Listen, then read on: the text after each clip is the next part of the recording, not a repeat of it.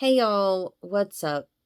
So there are situations where you are like, "Wow, I can be a blessing." And I want to be a blessing because not because I'm getting something out of it, but because I know that I have the means to do this, to be a blessing, and I know it'll make the person happy. And you go ahead and you do exactly what this person needs and what they've asked for. And, you know, sometimes it doesn't work out because Satan tries to use things to tear up a blessing. Satan loves to destroy blessings. And for this particular blessing that Satan has completely destroyed in my life recently, it's not a blessing for me. It was supposed to be a blessing for somebody that I love very, very much.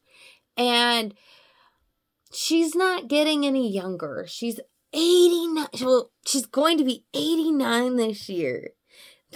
And everybody wanted to throw her this really good birthday party because they don't know how much time we have left with her. And I saw an opportunity to be a blessing. And my mother-in-law said that there's this venue, it's right across the street from her house. It's not too far from Mima's house, and it was more convenient for everybody to just show up there and have her birthday. And I was like, okay, is that what you want? Is that the venue that you want? She said, yes, that's the perfect venue I wanted. I said, okay, let me talk to Josh and see if we can do anything to help you get the venue at least. And then that way we can plan everything else accordingly. And I said, well, how many people are you planning on inviting? And she said, about 30 people. I said, okay, I got the venue. I booked the venue for 30 people with the potential to have an overflow of 10. So we could have a max capacity of 40. And, I showed her the rules. I told her that, hey, the venue is bought and paid for. We don't have to worry about any of that. They have a capacity of 30 people, and they have a overflow of 10, which makes no more than 40. They said you cannot have people in and out of willy-nilly, no smoking and no alcohol. And she's like, okay. And I said, if you need help making a invite list, I can help you do an invite list. And we can figure out who to invite and who to have on our overflow. And she said, it's okay, I got it. And I was like, okay, well, if you need help, because remember, we only have a certain amount that we can invite. The problem came in is when she started inviting like 80 people. Plus their spouses, plus their kiddos. So, I mean, you're looking at a lot of people that she invited. And I said, whoa, we don't have that kind of space. We don't have that kind of, I'm like, hey, we really need to narrow down exactly who we are inviting so that we don't over-invite. And if somebody won't RSVP by this certain time, then we can go to our overflow and book them accordingly. And I got told basically that it's going to be okay and she can invite who she wants. And if we get over 40 people, and she said if we get over 40 people, then the venue will just have to accommodate. And I said, they won't. They will actually shut down the party. And she's like, no, they won't. Whatever. And I'm like, okay. I'm like, well, I'm going to go ahead and put I'm like, you can go ahead and get the venue in your name. So she goes down there. She gets the venue in her name.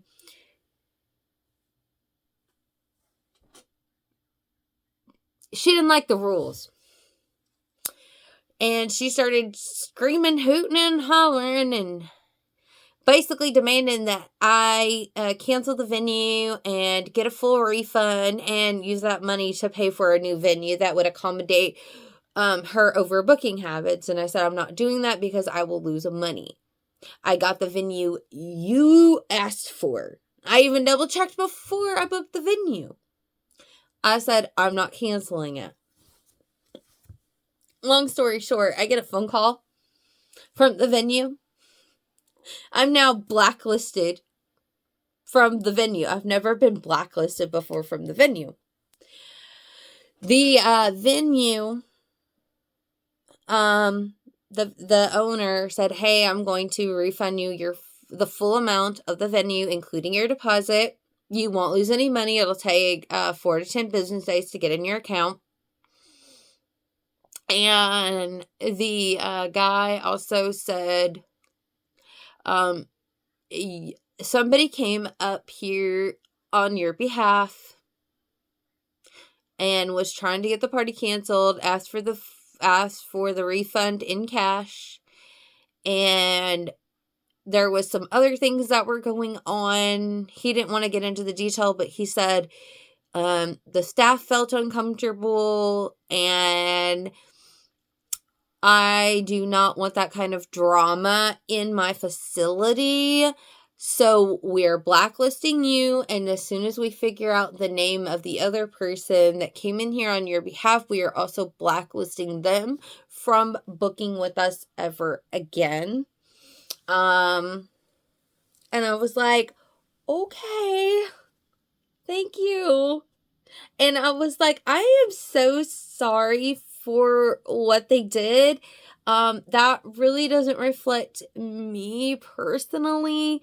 And they said, well, ma'am, since you are associated with them, we have to blacklist you so that we can make sure that we do not have that kind of drama in here. And I said, okay, thank you, ma'am. So I'm like, okay, so my mother-in-law got her wish that we cancel the venue, but me and my husband both agreed that we're not going to spend money on a new venue. And like, honestly, the whole situation made me feel really, really bad that I wanted to do something nice. It made me feel like complete crap, to be honest. But Satan loves to do, but one thing I've just realized is Satan really loves to do that. Satan loves to take something that you are doing with a pure good heart and turn it into you feeling like you're worthless, you're undeserving, you're nothing, and making you feel like complete just junk for having a good heart and doing something nice for somebody else.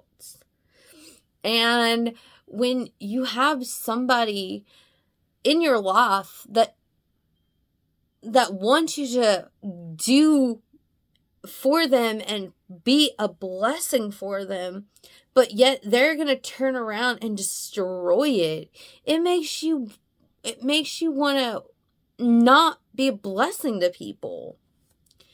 And I am choosing to overlook the evil, because sometimes you have to just suck it up, overlook the evil and the wrong that somebody did you for being a blessing,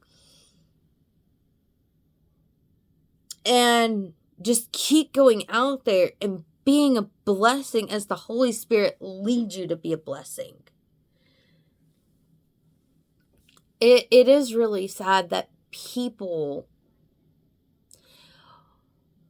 will allow the enemy to take what God meant for good and try to turn it as something evil. And Satan uses it to try to tear you down.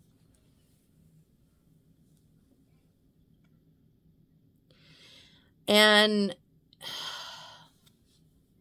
this world we live in. I'm so ready to get out of here.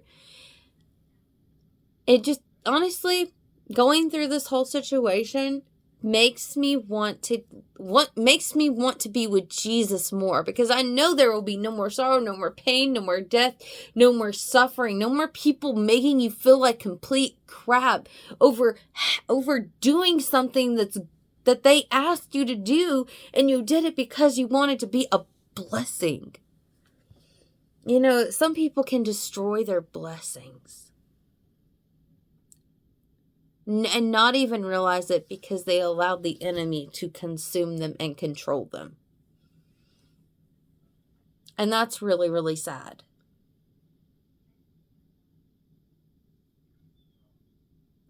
You know, the Bible says we need to pray for our enemies, pray for those who curse you, pray for those who prosecute you. Bless the enemy. That's hard.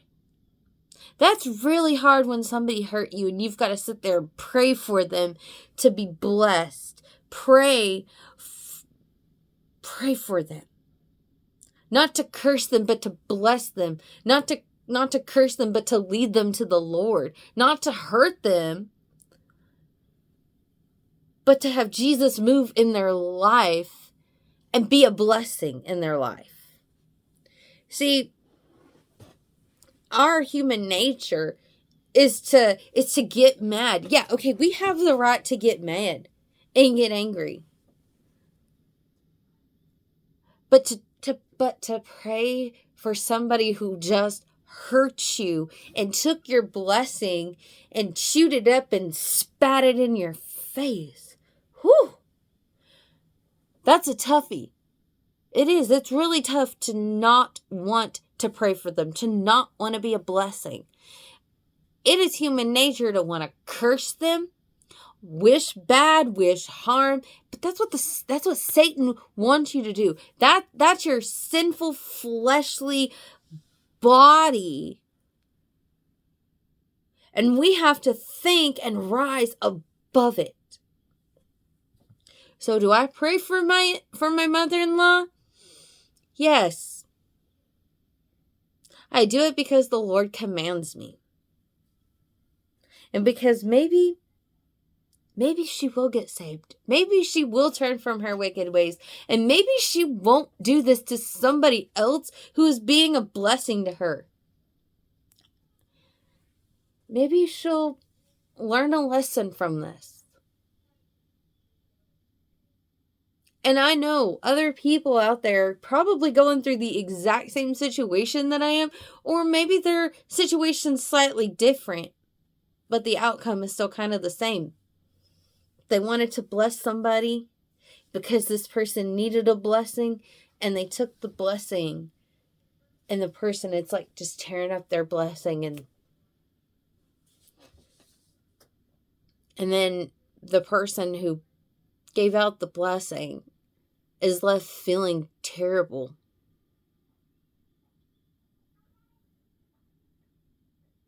And thinking maybe they did something wrong, when really you didn't do anything wrong. The enemy was working in their life, and that's why we've got to pray for them. Pray for them, because God's the only one that can reach them. And right now, we're living in the age of grace.